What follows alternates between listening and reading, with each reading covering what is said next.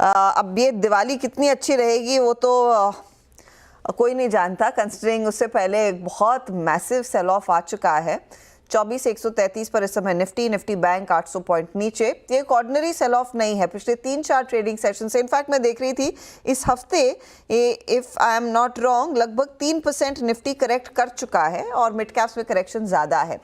तो सब लोग पहले तो अर्निंग्स का केस दे रहे थे कि अर्निंग्स इतनी कुछ खास नहीं, लेकिन कल और आज में, और कुछ ही देर पहले लक्ष्मण रॉय भी हमारे सहयोगी कह रहे थे कि देखिए वित्त मंत्रालय भी कह रहा है कि क्या हम वो जीडीपी ग्रोथ टारगेट अचीव करेंगे या नहीं। ये एक और एडिशनल फियर फैक्टर आ गया है कि क्या अब मार्केट के जो नंबर्स हैं, इन कंपनियों के जो नंबर्स आए हैं, वो एक स्लो डाउन की तरफ इशारा कर रहे हैं। क्या वही सबसे बड़ा कंसर्न है आज मार्केट में? देखिए, अर्निंग्स एक तरफ से पहले भी हमने इस बात का जिक्र किया है कि जून क्वार्टर तो खराब ही था और इस क्वार्टर में भी ऐसा कुछ खास इम्प्रूवमेंट एक्सपेक्टेड नहीं था, और उसी के बराबर जो भी नतीजे आ रहे हैं वहां पे भी ऐसा कोई बहुत ज्यादा पॉजिटिव रिजल्ट्स नहीं दिखाई दे रहे हैं। मार्केट में माहौल एक तरफ से मंदी का हुआ है, इसलिए क्योंकि वैल्यूएशंस तो काफी महंगे हो चुके थे, और ये सेकेंड कॉन्जिक्यूटिव क्वार्टर है जहां पे रिजल्ट्स एक तरफ से कोई पॉजिटिव मोमेंटम नहीं दिखाई दे रहे हैं। तो उस हिसाब से एक एक करेक्शन जरूरी था और हेल्दी भी है, मान सकते हैं, और वही हुआ है। तो उस हिसाब से थोड़ा बहुत ये एक्सपेक्टेड ही बोल सकते हैं कि ये करेक्शन मच अवेटेड था, और एक अर्निंग्स का ट्रिगर भी मिल गया, और इस अर्निंग सीजन में वो करेक्शन स्टार्ट हो गया। मीनवाइल वो चोला के एनपीए नंबर बढ़ के आए हैं हर्षद, ग्रॉस और नेट दोनों। तो एसेट क्वालिटी तो खैर थोड़ी सी ख़राब हुई है, और बाकी अब एक और थोड़ा सा डिटेल्स देखेंगे। अभी के लिए स्टॉक लोअर लेवल से अच्छी खासी रिकवरी दिखा रहा है। Harsha ji, good afternoon. I know stock specific आप कमेंट करेंगे नहीं, लेकिन इंडसइंड बैंक ने जो मूड माहौल बिगाड़ा आज, क्या वो एक बड़े खतरे की घंटी है पूरी मार्केट के लिए, या एक सिर्फ स्पेसिफिक इशू है? देखिए, कोई एक स्पेसिफिक स्टॉक के ऊपर मैं कमेंट नहीं करना चाहता हूं, लेकिन अगर एसेट क्वालिटी का बात करें तो जरूर एमएफआई सेगमेंट और अनसिक्योर्ड लोन्स जो हैं, पर्सनल लोन्स, वो दोनों सेगमेंट में थोड़ा बहुत स्ट्रेस दिखाई दे रहा है पूरा ही बैंकिंग सिस्टम में। और अगर आप बैंक्स को देखेंगे तो एमएफआई और क्रेडिट कार्ड्स में उनका जो प्रोपोर्शन रहता है वो बहुत ज्यादा नहीं होता है, और होपफुली ये एक पासिंग फेस है, यहाँ से अच्छे से बाहर आना चाहिए। लेकिन जरूर एक तरफ का एक शॉर्ट टर्म हेडविंड बोल सकते हैं जो एमएफआई सेगमेंट में स्ट्रेस बढ़ता हुआ नजर आ रहा है। उसकी वजह से थोड़ा बहुत जो एसेट क्वालिटी का किसी को एक तरह से फियर ही नहीं था बैंकिंग सेक्टर को देखते हुए, वो थोड़ा सा उस माहौल में थोड़ा सा चेंजेस दिखाई दे रहे हैं, और उसी कारण स्टॉक्स में रिएक्शंस भी ज्यादा दिख रहे हैं। पर हर्षा जी, जो इस बार इस अर्निंग सीजन में प्राइस डैमेज हुआ है वो है एफएमसीजी, और ये वो एफएमसीजी है जो कि बीते 2 साल में 3 साल में स्पेशली पोस्ट कोविड अपनी जो मूलभूत परिभाषा होती है, जैसे कहते हैं ना, आई मीन डिफेंसिव्स, उन्होंने डिफेंसिव्स नहीं, उन्होंने एग्रेसिव स्पेस की तरह रिटर्न दिए। मेरे ख्याल से मात्र जून जुलाई अगस्त में ही ये लगभग इंडेक्स 7-8 हज़ार पॉइंट भागा था। इस फॉल को आप कैसे रीड कर रहे हैं, और अभी क्या फर्दर प्राइस डैमेज है जिस प्रकार के नंबर्स रहे, और मोर स्पेशली जिस प्रकार की कमेंट्री रही है? वीरेंद्र जी, देखिए, बिजनेस तो जरूर डिफेंसिव है, लेकिन स्टॉक मार्केट में वैल्यूएशंस को भी एक तरफ से नजर रखने पड़ेंगे।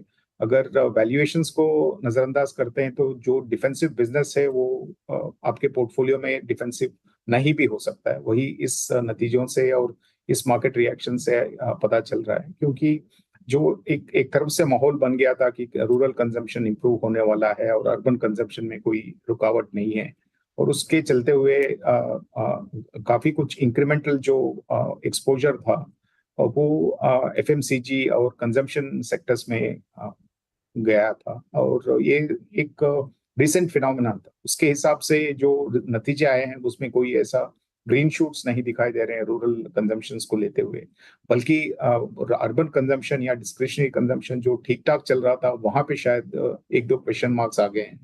तो ये सब देखते हुए, और जो शॉर्ट टर्म परफॉर्मेंस था, इतना स्ट्रॉन्ग रैली था इस सेगमेंट में, एक तरफ से प्रॉफिट बुकिंग हुआ है और मार्केट का नर्वसनेस भी एक एडिशनल फैक्टर है, जहाँ पे हमने देखा है कि जहाँ जहाँ पे भी स्टॉक्स में नतीजे खराब आए हैं या एक्सपेक्टेशन से नीचे आए हैं, वहाँ पे ज्यादा इम्पैक्ट दिखाई दिया है। तो हर्षा जी, फिर ऐसी स्थिति में कुछ सेफ्टी मिलेगी क्या इस मार्केट में अर्निंग्स के मद्देनजर? अब तक तो सिर्फ आईटी की तरफ से वो आया, लेकिन वहां पर भी हम देख रहे धीरे धीरे करके लोग मुनाफा वसूली करते दिखाई दिए हैं। कुछ है जो सेफ रख सकता है आपके पैसे को? कुछ पोजीशंस आप लोग वैसे शिफ्ट कर रहे हैं क्या? जरूर आईटी सर्विसेज में थोड़ा बहुत डिफेंसिव पोजीशनिंग अभी भी हम बना सकते हैं। यहाँ पे एक साइक्लिकल जो रिकवरी दिखाई दे रहा है डिस्क्रिशनरी आईटी स्पेंड में, उससे लगता है कि शायद अगले 2-3 क्वार्टर्स में ग्रेजुअल रिकवरी दिखाई देगा बिजनेस मोमेंटम में। और ये भी होप है कि जो एआई अडॉप्शन होगा उसके लिए जो क्लाउड माइग्रेशन करना है, उसमें भी भारतीय जो आईटी सर्विसेज कंपनीज है उनके कारोबार बढ़ सकता है। तो ये सब देखते हुए शॉर्ट टर्म और even medium to long term में यहाँ पे ठीक ठाक बिजनेस मोमेंटम हो सकता है। तो हमें लगता है कि यहाँ पे मार्केट में जितना वोलेटिलिटी होगा उतना नजर नहीं आएगा शायद। अगला एक सेक्टर है जो बैंकिंग है। काफी कुछ एक्सपेक्टेशन के हिसाब से ही मूवमेंट हुआ है, कुछ खास परफॉर्मेंस आया नहीं है। लेकिन हमें लगता है कि ये काफी कुछ जो नेगेटिव शॉर्ट टर्म हेडविंड्स है वो डिस्काउंटेड है, और एक तरफ से काफी कुछ स्टॉक्स में कैप्चुलेशन जैसा बिहेवियर भी दिखाई दिया है कुछ पिछले कुछ ट्रेडिंग सेशंस में। तो लगता है कि यहाँ पे हो सकता है कि शॉर्ट टर्म में अभी भी थोड़ा बहुत वोलेटिलिटी रहे, लेकिन अगर आप मीडियम टर्म के लिए यहाँ पे निवेश कर रहे हैं तो शायद यहाँ पे भी ऐसा बड़ा वैल्यूएशन का कोई रिस्क नहीं। अच्छा, बजाज ऑटो ने आके बोला कि फेस्टिव सीज़न उतना अच्छा नहीं रहा है, और अब ये क्लियरली एक नज़र आ रहा है कि इवन वाइट गुड्स में भी शायद उतना अच्छा ना रहा हो फेस्टिव सीज़न। क्या मार्केट में और ज़्यादा करेक्शन के लिए अब स्पेशली मिड कैप और स्मॉल कैप में हम तैयार हैं फिर? अनुज जी, देखिए, मिड एंड स्मॉल कैप में करेक्शंस के बावजूद अभी भी वैल्यूएशंस बहुत महंगे हैं। 30 से 40% इंडेक्स लेवल पे महंगा वैल्यूएशन बोल सकते हैं अगर आप हिस्टोरिकल एवरेज से कंपेयर करते हैं, और कुछ कुछ स्टॉक्स तो उससे भी ज्यादा महंगे हैं। और अगर उन्हीं सेगमेंट्स में अगर अर्निंग्स का कंफर्ट नहीं है, जहां पे भी नतीजे आ रहे हैं और वहां पे डिसअपॉइंटमेंट्स दिखाई दे रहे हैं, तो जरूर वहां पे और रिस्क हो सकता है। लेकिन लार्ज कैप सेगमेंट को देखेंगे तो मोटा मोटा वैल्यूएशन का जो रिस्क था वो हट गया है। तो यहाँ पे अगर आप निवेश करेंगे तो शायद ठीक ठाक ही एक्सपीरियंस होना चाहिए, अगर लमसम भी आप करते हैं, और जब आपका निवेश का होराइजन जो है वो 3 या 5 साल है। लेकिन मिड एंड स्मॉल कैप में वो बोलना अभी भी मुश्किल है। तो एक तरफ से अभी भी वो वैल्यूएशन रिस्क जो है वो वहाँ पे अभी भी है। हर्षा जी, ऐसे में मतलब जो इस वक्त के आंकड़े हैं, जिस प्रकार की कंज्यूमर डिमांड है, आप कोई कॉल लेंगे इस वक्त रियल एस्टेट पर, जहां पे CY24 और even I think from mid of 23 हमने स्टॉक्स में वर्टिकल राइज देखा था? रियल एस्टेट में अभी भी हमारे कुछ स्टॉक पोजीशंस हैं, लेकिन ऐसा तो नहीं है कि पूरे सेक्टर पे हमारा कुछ बड़ा सा ओवर एक्सपोजर है या ओवर वेट है। तो हमें लगता है कि इस सेगमेंट में भी काफी कुछ स्टॉक्स का परफॉर्मेंस बहुत बेहतर रहा है मार्केट के हिसाब से। तो जहां जहां पे भी वैल्यूएशंस महंगे हुए हैं और स्टॉक परफॉर्मेंस एक तरफ से रिलेटिवली बेटर था मार्केट से, वहां पे थोड़ा सा सावधान रहना चाहिए, क्योंकि जब करेक्शन का माहौल आता है तो यही सब सेगमेंट्स में प्रॉफिट बुकिंग होती है जहाँ पे पैसा बना है। तो हमें लगता है कि जैसे पहले भी हमने बात किया, आईटी सर्विसेज और बैंकिंग के अलावा काफी सारे सेगमेंट्स में करेक्शंस कंटिन्यू हो सकते हैं। ऐसा तो नहीं है कि हर दिन नीचे का लेवल देखने को मिलेगा, लेकिन जरूर एक कंसोलिडेशन जैसा फेज रहेगा जहाँ पे थोड़ा सा डाउनवर्ड बायस रहेगा शायद कुछ और दिन के लिए।